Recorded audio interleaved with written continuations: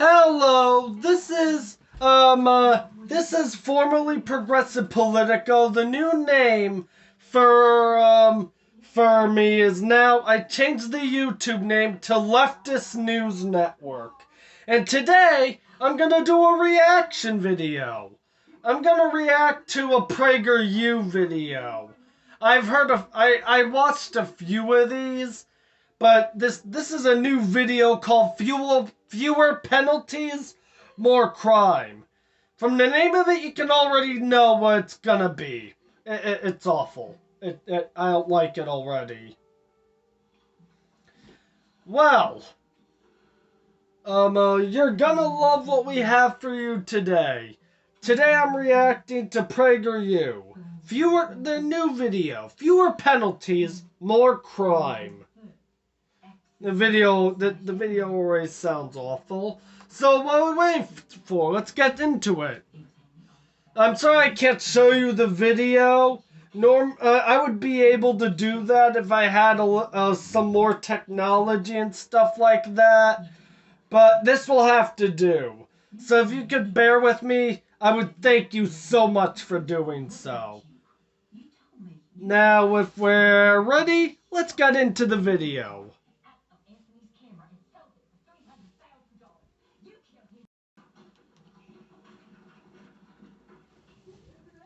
Business is unique. Hold on, there is an ad. No matter who you need to reach, we're here to help you connect on every screen with the right message. Visit SpectrumReach.com to connect with a local advertising expert and let us show you around the neighborhood. The role of the prosecutor is to pursue justice. This primarily means enforcing the laws passed by the representatives of the people.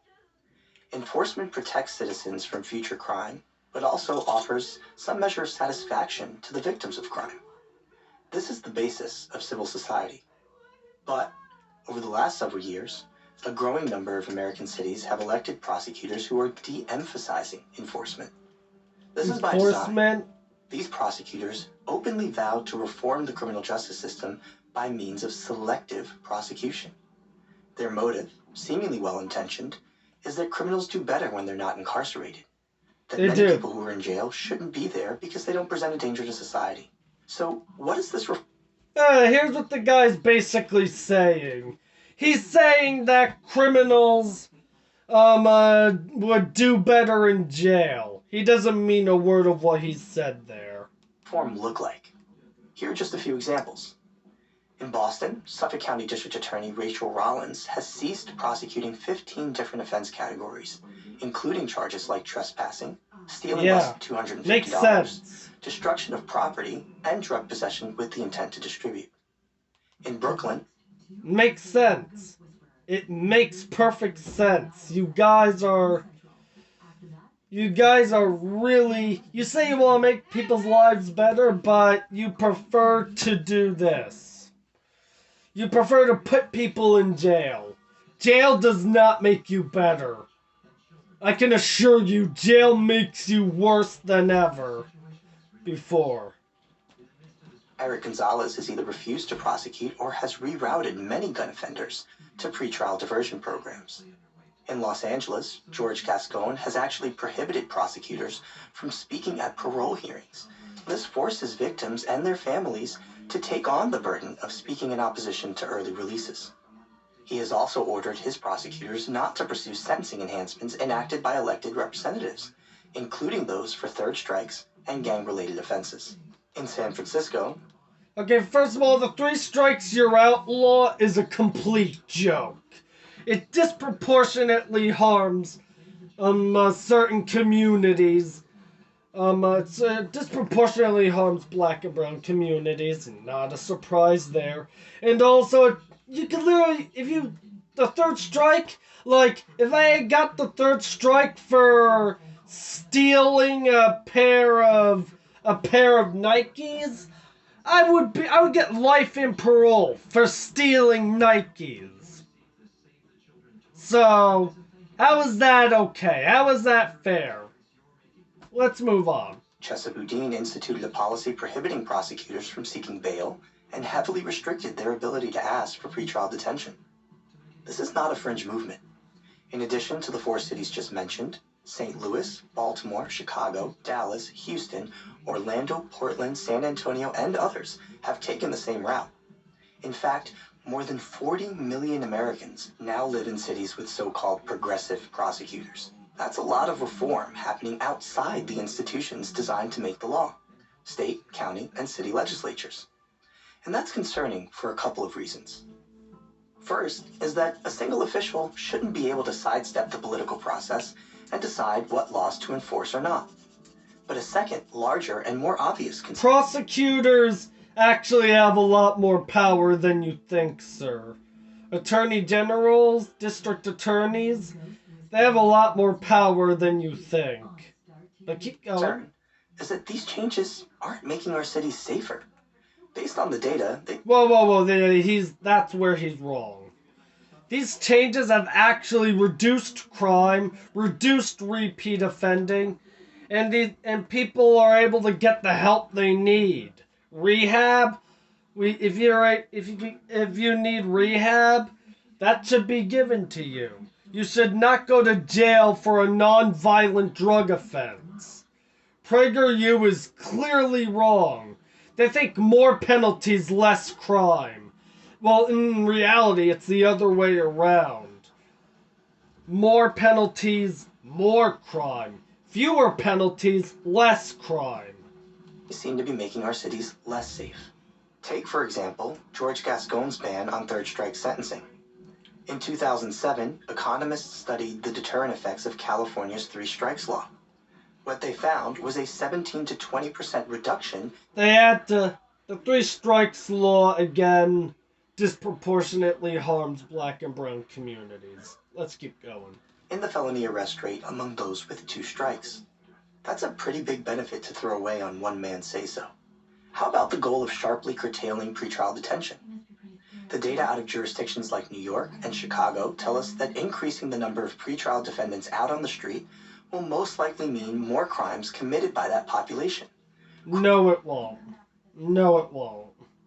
Go on. Crimes local residents could certainly do without.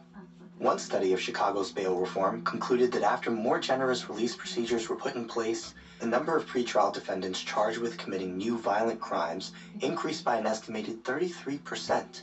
In New York, the share of violent felony arrests constituted by those out of jail either on reduced bail or released without bail while awaiting trial for previous crimes jumped by more than 27% in the first 9 months of 2020, the year New York State's bail reform went into... First of all, he's literally thinking of policies that haven't been enacted yet. This hasn't been enacted yet. So, moving on. ...to effect, and that's compared to the same period in 2019. A few other stats are worth noting. Baltimore's progressive DA, Marilyn Mosby, took office in January of 2015. Between 2015 and 2020, Baltimore has averaged 111 more homicides annually than the 6-year period before Mosby came into power. Chicago's Kim Foxx took office in December of 2016. Under Foxx, between 2017 and 2020, there were 90 more homicides annually than there were between 2013 and 2016, the 4-year period before she... Okay, the homicides are bad, but... homicides are bad, but there's... I agree people who commit murder should be locked up for life. Unless it's in self-defense. But if you commit murder, you should be locked up for life. I agree with that. If anyone terrible should be locked up for life. But locking people up isn't always the answer. If anything, prisons make you worse. They don't make you better. They only make you hate everyone more, and it makes the world a worse place. Took office. Larry Krasner was sworn in as Philadelphia's DA in January. Okay, I know what he's gonna say. Larry Krasner is a maniac. He's gonna say that he's not gonna say it directly, but he's gonna say it in what he thinks is fact. When in reality, no. Nothing PragerU is saying is factual. Let's see how he badmouths my boy Larry Krasner. For 2018. During the 3 years he's been in office, the city has seen 112 additional homicides annually compared to the 3-year period before he took over. It would be unfair to say that the progressive DAs in these cities are entirely responsible for these increases. Why certain crimes rise and fall is complicated, but the data is alarming. We all want to see fewer people in prison, but only, common sense would seem to dictate, if they stop committing crime and become productive citizens. By all indications, this is not happening. If it were, you can bet we'd be hearing about it. In fact, crime is surging to levels not seen in decades. The victims, all too often, are the people who live or work in the very communities these reforms are meant to help. Reform doesn't necessarily mean better. It can often mean worse. In the case of progressive prosecutors, perhaps much worse. I'm Rafael Mengual, Senior Fellow and Deputy Director of Legal Policy at the Manhattan Institute for Prager University. You are so predictable. Okay, now to do my conclusion, because that was awful. The only reason PragerU doesn't like Larry Krasner is because he is very strict when it comes to police reform in Philadelphia. And the conclusion is here that prison doesn't always make people better. It makes them worse. It makes them worse than... Prison doesn't make you better. It makes you worse. It makes you a better criminal. That's what prison does to a person. It doesn't make them a better human. It makes them a better criminal. Plain and simple. The lesson of this video today is prison is not always the answer. Sorry. Although if you like this video and like to see more like it, give my video a like, subscribe to my channel, and if you get and subscribe to my TikTok, Instagram, Facebook, Twitter, and I hope to see you there. In fact, I hope to see you next time. Until next time, this is the Leftist News Network. Have a nice day, America.